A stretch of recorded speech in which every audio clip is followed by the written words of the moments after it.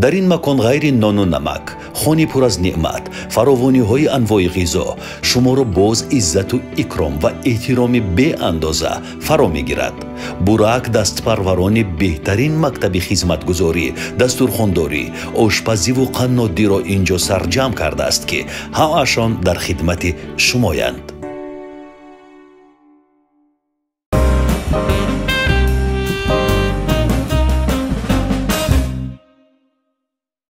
دریا به دریا می روم از پی تو، دنیا به دنیا می شوم مایل تو. دریا به دریا می روم از پی تو، دنیا به دنیا می شوم مایل تو، مایل تو، مایل تو. او دریا به دریا می رود ولی ما مایل اویم، همه ما مایل اویم. این برنامه رو خیلی انتظاری میکشیدم و امروز ما شهلا رو دعوت کردیم. شهلا حفیظ و سراینده ممتاز نامدار مهمانی خیلی عزیزی برنامه نگفته هاست. من درود همه شما رو به شهلا میرسونم و درود شهلا رو خودش میرسوند. تشکری بسیار زیاد برای دعوت. خیلی خرسند هستم. خیلی منتظر این برنامه بودم. مدتی 2 سال بود که مصلحت کرده بودم، اما امروز روزش بوده است. به تمام ابونچیان یوتیوب کانال شما سلام خود را میرسانم و اینچنین به تمام مخلصان شما و مخلصان خودم سلام خود را میرسانم. بهترین برنامه است، برنامه است که خودم شخصا میبینم و من پسند از این برنامه. تشکر. خیلی ها انتظار بودند، زیرا می نویستند در زیر شرح و ایضاح می نویستند که شهلا رو دعوت بکنید، شهلا رو دعوت بکنید. این بیننده های نازنین ما، اکنون که ما درخواست شما رو به نوبت گرفتیم و شهلا رو دعوت کردیم، شما هم فراموش نکنید همون پیسندک رو با همون انگشت زیبایتون پخش کنید. اگر کسانی که نمیدونند که پیسندک چیست، من ترجمه میکنم برای شما. لایک. فقط همین چیز رو طلب میکنیم از شما و فارس زبانان دنیا در هر گوشه دنیا که هستند ما رو ببینند و ما در اساس همین درخواست و در اساس خواهش های شما برنامه هایمان رو تهیه خواهیم کرد. و اینک تاجیکستان، شهر دوشنبه، من، شهلا و برنامه ناگفته ها. سوال ها رو شروع میکنیم. اول میخواستم راجع به همین ترانه که صدا داد در اول برنامه معلومات بدهید. به من این ترانه خیلی پسند است. دریا به دریا میروم از پی تو. این مال کیست؟ چطور تولد شد و چگونه انتخابش کردید؟ براستی سرودی است که به خود من نیز به نهایت پسند است، چون سروده بود که من اولین سروده بود که راستی از فکر میکنم از وجودم سراییدم این سرود را. این سرود از سید نظری خورشید، آهنگ نیز از سید نظری خورشید، متن نیز آن آفرید. این شعر را به من پیشنهاد کرد، محقول شد، گفتم این برای من است، فکر میکنم این را برای من او نوشته است و آهنگ کرده است. وقتی که سرود را پیشنهاد مخلصان گردانیدم، من فکر نمیکردم که بسیاری مخلصان را میپسندند و دیدم که به همگان پسند آمد. من فکر میکنم که سرودی درد دلی تمام مردم است به فکر من. سید نظر اون جوانی هست که با شما کارهای پرودوسری میکند، همون باشد؟ نه، سید نظر در کنسرواتوری میخواند. او آهنگساز است و بعضی حالتها نیز شعر می نویسد. از آن است. کسی که شما میگوید دولت بیک یا دینا بیک بود. جای دولت بیک رو پرویز اشورف گرفت. چی شد؟ نه، دولت بیک با او همکاری میکنیم، شعرها را می نویسد. راستی او سفر کرد به روسیه، در آنجا کار میکند و از همان دوری نیز ما همکاری خود را دوام میدهیم. شعر پیشنهاد میکند و ما آهنگ میبندیم، میخوانیم. گفتید که با پرویز کار را شروع کردم با یک سروده که ما چند قدر پیش سرایده بودیم، آرامشی جان. عین حال در تمام فکر میکنم جایها میشنوم و بسیار دختران نیز او را میپسندند. کجای میروم میگویند یکم همین سرود را بسرای. و این همکاری اول ما با پرویز اشرف بود، به نهایت خوب شد. آرامشی جان را ثبت کردیم با موتورسیکل ها و هم. البته خیلی جالب است. یک پارچه‌اش رو اینجا میگذاریم ببینید. اما این تنظیمگران به این نوبت بگیرید که از 10 یا 15 ثانیه زیاد نکنید که یوتیوب روزی مرا سیاه کند همین طور خوب میشد که شهلا زنده بخواند به پروبلم اگر شهلا زنده بخواند برای من یگان مشکل نمی شود در مسئله های حقوقی ایجادی کاربران یوتیوب. خوب شده است. آرامش جانم تو کی رفتی زیبری من، آخر تو ندیدی که شکست بال و پری من، حیرت زده زندگی و قسمت تلخم، شادی به فراق است زی حولی و دری من، حیرت زده زندگی و قسمت تلخم، شادی به فراق است زی حولی و دری من. عجب، براو. تشکر. اون جوانی که به فدراسیون روسیه رفت قبلا، یعنی با شما همکاری داشت، هیچ خلافی به پرویز یعنی نداشت؟ نه، زیرا در زیر یک نواری شما نمیدونم در کجای اینستاگرام بود، تیک تاک بود یا نمیدونم همین سوشال میدیا بود، دولتبک رو شهلا ترک کردی و با پرویز کار رو سر کردی. خیر کسی نوشت، نمیدونم کی نوشت، شاید از دایره هنرمندان کسی بود که میداند چیزی رو، شاید. اما هیچ اختلاف میانی دولتبک و پرویز نبود؟ نه، چرا اختلاف نیست، برعکس میخوایم که بیاید اینجا. الان آمده است اما با مدتی کوتاه، یگان 4-5 روزه به فکرم. کار با دولتبک آسان بود یا با پرویز؟ همکاری پورا نداشتیم و بسیار در اینجا نبود. وقتی که من کار شروع نمودم و همه وقت چگونه گویم، یعنی همه وقت دسترس نبود. در کجا بود؟ چون میرفت به شهر مسکو می آمد، همین خاطر.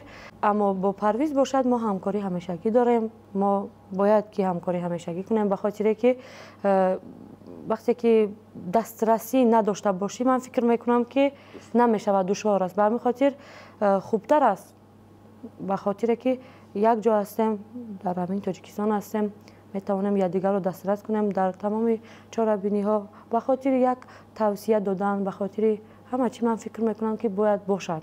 دوستان عزیز، شاید اکثری از شما ها ندونید شهلا دختر رشتی است. زندگی روستایی این گونه است که کودک کلان می شود، به بلاغت می رسد، اگر دختر باشد شوهرش می دهند، اگر پسر باشد زنش می دهند. همین گونه همه از پای کاروبار خود و زندگی به همین منوال می گذرد. ولی شما در بین همین سنت ها قاعده شکنی کردید. این دشوار نبود برای شما؟ دشوار است. وقتی که در روستا عمر به سر میبری باید دختر روستایی باشی، باید شوهر کنی، خانه زندگی باید بنشینی و خانه خوشتامن خدمت کنی. به همین خاطر وقتی که من اینجا آمدم من خرد بودم. اما گپ می شود، میگویند که دختر دهات از تگی کو آمده بین چه خیل شد. من اینها رو میبینم، همش رو میخوانم. چه می شود که نخونی، چشمت میغلطد میخونی. به همین خاطر من این را گفتنی هستم که من وابسته به سرودم میپوشم، اما فکر میکنم که لباسای بد نپوشیدم. شاید از آدمانی که میفهمند سنت را آنها، به همین خاطر باید در هر دو طرف ما تیار باشیم. برایم مشکل بود، گپ مردم مشکل بود، آمدن از آنجا به اینجا مشکل بود. کی نمیخواست که هنری شما رشد یابد، صیقل یابد؟ براستی اول کمتر مشکل بود، چون در خانواده ما پدرم هنر دارد، عمکایم نیست. چی هنر دارد پدرش؟ اسباب‌های موسیقی را می‌نوازد پدرم، شعر می‌نویسد. چی می‌نواخت؟ پدرم ارغنون می‌نواخت، گیتار می‌نواختند. یعنی شما با صدای ارغنون و با صدای گیتار بله، به وی رسیدید؟ بله. پدرم وقتی که ما خرد بودیم می‌نواخت، ما گوش می‌کردیم. بیبی هم نیز شعر می‌نوشت از دنیا گذشتن. من میگویم که در اولادی ما بوده است. به همین خاطر اول کم کم نمیخواستند من روی صحنه برایم. وقتی که احساسات نسبت به صنعت زیاد شد. فکر میکنم که انسان را کسی نمیتواند که گوید که نه تو این کار را کن یا این کار. خود انسان میرود. هیچ کس مخالف نبود؟ نه مخالف نبود. پدر که نبود؟ پدر در فدراسیون روسیه بود؟ البته اولها در فدراسیون روسیه بود. می اومد میرفت. هیچی نمیگفت نسبت برآمدها در مجلس های جماعت و در مکتب؟ میگویم که اولین مراتبه ها با یک بار میگفتن که ما اونجا برآمد داریم. اول زید میشد، بعد 3-4 بار تکرار میکرد. خیلی میگفت. دختر کلان خانه شما؟ نه، من 2 اپای کلان دارم، 2 تا خواهر، 1 تا دختر. من 3م فرزند. آنها صدا دارند، هنر دارند یا نه؟ راستی در خانواده ما هم صدا دارد. از دخترها هممون سرود میخونند. بله میخونیم. اگر از روی وجدان حرف بزنیم، زیباترین صدا در فامیل شما صدای کی است؟ این حال از من. اپم میخوند اول تا صنف 9 میسراید در چرابینی ها. بنیاد زیبا میسراید. یگان ثبت دارد؟ نه راستی. بعدا وقتی که از گزارش آواز میشود کم کم اهمیت که نداد آواز متأثر شد، دیگرگون شد آواز. بعد نخوان دیگر. قصه به شهر آمدن شما چگونه است؟ چی اتفاق افتاد؟ من اگر دیده باشین سروده که در امروز که ساقی چمن سراییدم، آن در صنف 9 هم بود. آن را سراییدم. در تلویزیون سرود را پخش کردن و وقتی که محترم پیشوای میلاد، من به نهایت از آنها میندار هستم که شرایط مهیا کرده است که توانیم سرودهای خود را پیشکش کردیم آزادانه. این شرایط را باید ما هر ثانیه‌اش را شکرگزار باشیم. البته وقتی که من آمدم روی صحنه سرود سراییدم، گفت من در منتظر بودم که اول فکر کردم که دروازه، بعد گفتن فکر میکنم که این را دیدگیند مردم و همین خاطر بعد از همانجا شروع شد. با پرزیدنت صحبت کردید؟ البته، چرا که نه. چی گفتید؟ پرزیدنت شما چی گفت؟ با من گفت که آوازی مرغوله‌دار، گفت وقتی که من سرود را سراییدم تو گفت ملت تاجیک را بعد چندین سالها باز از نو احیا کرده. گفت ندیده بودم، چون که اونجا همش یک و یک باره بود، تیاری نبود، امان ثبت تیاری نبود، طبیعتاً بود. چیزی که بود طبیعتاً بود. شما چی گفتید به پرزیدنت؟ من خرسند شدم. راستی آن وقت به من گفت که چه خیلی آمدی، سوال داد. من خیلی گفتم، بعد گفت که کجا میخوایی داخل شوی. من گفتم خیلی آن وقت کمتر خور بودم، فکر میکردم که طبیب خوبتر است، اما صنعت خودم بهتر بوده است. با غمخواری و با دستور او بر دانشگاه طبی داخل شدم، اما کم مدت خواندم در آنجا، 1.5 سال. چرا مشکل بود؟ بله مشکل بود. در همان دانشگاه طبی وقتی که من خواندم،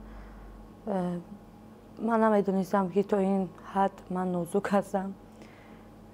دلم تاب نمی آورد به آن. ارگان‌های انسان است، از روی همان درس نقل میکنی، گرده می شود، جگر می شود. بعد آن تصویر رو هیچگاه من فراموش نمیکنم. ترسیدید؟ بله، سخت. با آن حالت من تنها بودم. بیهوش نشدید؟ اگر طبابت نمیکردم میشد. تا همین درجه؟ بله. در خواب با من اومد. فکر میکردم که یعنی سخت است؟ بله سخت. پیش رویم میآید خیلی. در آنجا باید فکر میکنم برای طبیب شدن سراول. من میگویم که دلم خیلی، اگر مردم بینن فکر میکنن گنده هستم، لیکن این گونه نیستم. دلم به نهایت نازک است. فرق ندارد غیر از آن دانشگاه طبی بگویم فلانی از دنیا درگذشت، یا که فلانی را ماشین زد، یا که فلانی این خیلی کسال است. در خودم میکشم، زیق میشم چند روز به خود. همون برای همون انسان من غم میخورم، نشناسم هم خیلی. بعد فکر کردم که من باید طبیب شوم یا که سراینده. فکر کردم صنعت را باز انتخاب کردم، دوام دادم. بعدا انتقال یافتم به دانشکده صنعت به نام میرزا ترسونزاده ختم کردم. شکر این همش باز نیز از به واسطه غمخواری های پیشوای معظم ملت می باشد که چیزی که بر دل خودمون است پسند است همان سال را انتخاب کنم و همین خاطر مینتداری خود را به واسطه می رسانم. بوری در مدت زندگانیتون در شهر دلسرد شدید گفتید که ترک میکنم همه رو میروم؟ این گونه نشدم، اما انسان فکر میکنم بعضی حالت ها یک دلگیر می شود. از همش نقطه آخران بود وجود داشت که باید. چی بود نقطه آخر؟ کدام حادثه بود؟ خانواده، پدر، مادر. چی گفتند؟ نه فکرش را میکردم به همین خاطر باید صبر میکردم. من برای همش زیادتر خوب زیق میشوم. این حال آنها را آوردم نزد خودم میگویند که کمتر گرمی ها در آید میرویم. میگم نه همینجا ایست. من عادت کردم راستی میخوام که خانه عائله بسیار باشد، زیاد باشد. شهلا مگر این خودخواهی نیست؟ شما یک زنی رو که مادرتون رو مثلا در روستا عادت کرده است، پدرتون رو عادت کرده است در روستا، آن طبیعت زیبا، آن منظره‌های زیبا به خاطر خودتون گرفته آوردید شهر؟ دلگیر شدم. نمیدونم 3-4 سال که بود تنها که بودم فکر میکنم که مادر، پدر، فرزند پدر اینها. اونجا کیست در خانه روستا؟ در آنجا این حال هیچ کس نیست. هیچ کس نیست. تنها. آها. خانه بچگی ها. بله بله.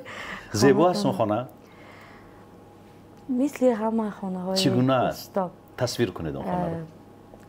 می در یک باغ سبز را میبینی، خانه خاکسارانه را میبینی، درخت های سیب. ولی میارم با شما. درخت های سیب، خاکش، بویش، همه چیزش برای خودش زیبنده است. همون راه، کوچه همش زیباست. من در آن راه ها زیاد پیاده روی کردم، درس میرفتم میامدم. وقتی که میرم همون تصویر پیش رویم میآید که سرودخوانی هامان ما همراه همان خواهرام و اپاهام سرود میخواندیم. خیلی بین خود آزمون اعلان میکردیم کدامی که زیبا سرایت غالب میشود. چی سرود رو میخواندید؟ سرودهای سراینده های خودمان را نگینه امانقلا و تقلید بر آنها میکردیم. همانها در یاد میآید. بعد بحث میکردیم، خورسندی میکردیم، قهری و اشتی میکردیم. بله زیبا بود. حالا نمیتوانید بر بگردید و زندگی قدیمی رو انتخاب کنید بعد این همه شهرت، بعد این همه دوست داری مردم؟ نمیشود به فکرم راستی نمیشود. دوشنبه رو دوست داشتید؟ بله معقول. گفتید که تقلید میکردید. که ها رو میتوانستید تقلید بکنید؟ نگینه امانقلا گفتید. باز؟ مرنگار رستم. مرنگار رستم. باز؟ شبنم تاج‌الدین. شبنم تاج‌الدین. بعد از مردان نیز تقلید میکردیم. از مردها؟ بله. کدام مردها مثلا؟ من زیادتر دکو خیلی خنده آور است. بسیارتر فریدون خورشید را نیز تقلید میکردم. پسند بود، صدایش به من خیلی پسند بود. فریدون جان درود. در امریکاست فریدون. پس فریدون رو تقلید میکنیم. دیگر نگو که رحمان جدا شد، دیگر نگو که قصه بی صفا شد. بنی میره دل از وفا بریدی. حبیب من حبیب تو خدا شد، حبیب من حبیب تو خدا شد. عجیب. همون میلیزماتیکای فریدون خورشید رو خیلی عالی درجه گرفت و باز یک سرودی احمد ظاهری رو نیز خواند. مرا چون قطره عشق ز چشم انداختی. همین داختی اش رو یک نوع اجرا میکند که یک بار میمانم گوش کنید. مرا چون قطره اشک ز چشم داختی رفتی. ای فریدون جان زنده باشی. فریدون جان درود. هر جایی که هستی خدا نگهبانت باشد. خیلی عزیز و گرامی هستی برایم. میدونم که این لحظه ها میبینی ما رو و من درود اهل هنر رو میرسونم برایت. جایت خالی است. مطمئنم که این خالیگاه رو یک روز میایی با هنری زیبایت پر میکنیم. شهلا جان افتخار کردم وقتی شنیدم که یکی از ترانه‌های ما رو انتخاب کردید. در این میان پرویز خیلی مساعدت کرد. سپاس بر پرویز. و شهلا بهترین ترانه رو از میان ترانه‌های ما انتخاب کرد. آهنگش مال دورانی رحمت زاده است. آهنگسازی ممتازی کشور تاجیکستان و متنش رو من انشا کردم. پرویز پیشکش کرد به شهلا و شهلا انتخاب کرد. نشر نشده است الان و از شهلا میپرسم که کی نشر میشد این کاری زیبایی که با هم انجام دادیم. حالا تیار نبود، من آن را شنویده بودم، گفتم اگه پرویز این را من میگیرم، گفتم نیت خوب است، گفتم یک چیزی دیگر تماما دور از این سرودهای من. انشاءالله خدا خواهد به همین یک دو روزه ما از پسش هستیم، باید که تیار کنیم چون که فکر میکنم مخلصان انتظار هستند. خوب، حالا از شهلا خواهش میکنم که یک تیکه این ترانه رو که متن من است و آهنگ دوران بیسرید، ولی فکر نکنید که خودشان را اینجا تشویق و ترغیب میکنند. نه، اصلا اگر تشویق و ترغیب هم بکنن فقط دوران جان را میکنن که با دوران ما عهدی برادری داریم. چندین سال هاست، نمیدونم 200 سال 300 سال شد با هم کار میکنیم. خلاصه این شوخی بود، ولی به هر صورت بشنوید. قبل از نشر این ترانه زنده با آواز زیبای شهلا یک پارش را بشنوید، بعد منتظر شوید در شکل پوره شاید یگان موزیک ویدیوی زیبا پرویز اشرف تهیه میکند و پیشکش شما میکند. خانم با این دل دیوانه ندانم که چی کردم، پیدا نشده وای خدا دوا به دردم. با این دل دیوانه ندانم که چی کردم، پیدا نشده وای خدا دوا به دردم. 100 سال اگر از سر برود هرگز و هرگز از قول و قراره که بدل هست نگردم. 100 سال اگر از سر برود هرگز و هرگز از قول و قراره که بدل هست نگردم. فکر میکنم کفایه است. بله بله، دوامش رو منتظر باشید. دوامش بود از این جالبتر است. خلاصه انتظار میمونم. این خیال کنم که اولین کاری شما با دورانی رحمت زاده است. البته بله، اما آخرین نه. کار کرده ایستادیم با همراه پرویز. باید که به نزدیکی غیر از سروده که شعری شما و آهنگ استاد دوران می باشند، باز یک سرود بازخوانی کردیم. آن را نیز خدا خواهد میگذاریم. فکر میکنم پسند می شود. بازخوانی از کی کردید؟ از گوش. کدام ترانه اش است؟ یک زمزمه بکنید. منو از من نرنجونم، از این دنیا نترسونم، تمام دل خوشی هامو به آغوش تو مدیونم. اگه دل ساخته عاشق مثل برگی نسوزونم، منو دریاب که دلتنگم مدارا کن که ویرونم. عجب. خدا خواهد میبره. یکی از مرکبترین ترانه های گوگوش است که 3 اوج دارد. بله. یک اوج، باز یک اوج دیگر، باز یک اوج دیگر. من نمیدونم مساحت این آواز چگونه است، چند اکتاو است، اصلا نمیدونم، ولی صدای مرغوله‌دار و مساحت داری شهلا میرسد که این ترانه رو اجرا فکر میکنم که از اودش میبرایم. بله بله، من مطمئنم به این. شهلا جان، راجع به شوهرتون گپ بزنید. هیچ دربارش نمیدونیم. داماد توره مالی کجاست؟ شوهرم یک مردی از کوهستان خودمان می باشد. خوب است و مرا دستگیری میکند. باوری هست میان ما. هیچ وقت مانع ایجاد نکرد برای هنر شما؟ یگان وقت نکرد. مادر بودن یگان حسیات دیگری رو در شما بیدار کرد. چی شد؟ من فکر میکنم که 360 گرادوس تغییر یافت. اگر روزی که ناراحتی سخت باشم، روزی که دلم تماما گرم نباشد، لیکن هست چیزی که هست، کسی که باز میخواهی که برایش زندگی بکنی، فرزند است. اگر من راستی وقتی که بسیار برآمدها میروم، وقت کم مییابم راستی بر فرزند خود، لیکن اگر او نباشد در خانه، من نمیتوانم درایم. مدت کوتاه بود، مادرم کمتر سلامتی بد بود، نزد مادر روان کردم. من خانه در آمدن نمیتوانستم. میرفتم گوهرایش رو میدیدم، لباسایش رو، دلم گم میزد.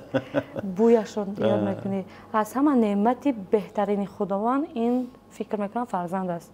اما یک سمت باز فرزند دیگر بوده است. مادر گوه با کنایه نمیگوید که انا فهمیدید که مادر بودن چی بوده است؟ میگوید. چرا که من راستی اپاهایم رو وقتی که به دوشنبه آمدم برای با من امره شدن، آنها را آوردم نزد خود. همین فرزند مادر را از نزدش دور کردم. چی گفت؟ گفت که دیدی چه قیم بوده است، دیدی چه مشکل است. گفت فکر مرا نمیکردی که خانه با شما معنا داشت. وقتی که شما رفتید هم یک بار کلان شده رفتید، چگونه برای من مشکل بود. این را من راستی درک نمیکردم تا این حالی که من فرزند نداشتم. اما حاضر باید روان گرمی ها. مادرم میگه که میبرم. این بچه من میگه میبرم، نمیبری، میگه میبرم، میگه ما نمیتونیم بی. آنها عادت کردن، من خودم. لیکن اگر به من میشد، من میخواستم که اگر در دستی من میشد این همه، میخواستم که هیچگاه دور نشویم. فرق نداره، دختر شوهر میکند، با اولادی همون شوهر همه یک جا زندگی کنیم. مادرای ما، مادرای آنها مشکل است. من عینی حال میفهمم این را راستی. اول نمیفهمیدم، درک نمیکردم. عینی حال اگر مادر نباشد در خانه، فکر میکنم که هیچ یگان چیز نیست، روشنی نیست خانه. باز فرزند به دنیا آمد، آن که هم نباشد برای من معنا ندارد. نمیدونم دیگران را. بله، یک رفیق تاجر دارم، خیلی انسانی ثروتمند است. باری پرسیدمش که در کجا میتوانی خودت را راحت حس کنی؟ در پنت هاوست یا در خانه‌ای که بیرون از شهر است، بستانسرا، ساحل دریا، یا در آپارتمنت های شهر؟ در کجا خودت را راحت حس میکنی؟ گفت از همه جایی که خودم را راحت حس میکنم آغوش مادرم است، کنار مادرم است. با یک حسی نجیب به این حرف ها را گفت و اشک در چشم هایش حلقه زد. انسان هایی که از مهر مادر محروم شدند یا از مهر پدر محروم شدند، این چیز را نمیفهمند، نمیدونند که این چیست. عیناً مثل چوجه‌هایی که با واسطه این کوباتر دستگاه بیرون میآیند، نمیدونند که پدرشان کیست، مادرشان کیست و برای چی به دنیا آمدند. اما خوش به حال آنانی که بهره‌ور شدند از نوازش پدر، از آغوش مادر. و گفته های شهلا مرا با همان فلسفه برد. گریم گرفته. خدا سایه‌شان را هیچگاه کم نکند. باشن زنده باشن، همیشه با همان ها زیباست زندگی. چند سوالا که کوچک میدهم، جواب های کوچولو و کوچک پیشکش بکنید، بعد برنامه رو به انجام میرسونیم. بله، چرا؟ از ترند های امروزه حرف میزنیم. بینی رو جراحی کردید؟ نه. بالای چشم و ابروان رو بلفیروپلاستیکا کردید؟ نه. شکل چشم و روی رو دیگر نکردید؟ نه. کلان؟ کلان؟ چربی این طرف رو نگرفتید؟ نه. از فربهی اذیت نمیکشید؟ نه. شهلا جان، سپاس که آمدید. تشکر، میندار هستم برای دعوت. با کلام مولانا برنامه امروز رو با شهلا جان به پایان میرسانیم. مطمئنم که خسته نشدید. نه چرا، به نهایت خوب بود. برنامه بهترین بوده است. سبک شدم چون که اینجا درباره بسیار چیزها بود، سخنها درباره پیشروی و خانواده و آزادی و همه چی رفت. مثل یک برایم مثل یک فکر میکنم که یک جای خوب رفته آمدم. به دنبال برنامه های ما بروید، کارهای تازه شهلا حفیظ را منتظر باشید. خداحافظ. عاقبت خاک شود حسن جمال من و تو، خوب و بد می گذرد وای به حال من و تو. خود امروز به نام من و فردا دیگری، میخورد تیر اجل بر پر و بال من و تو.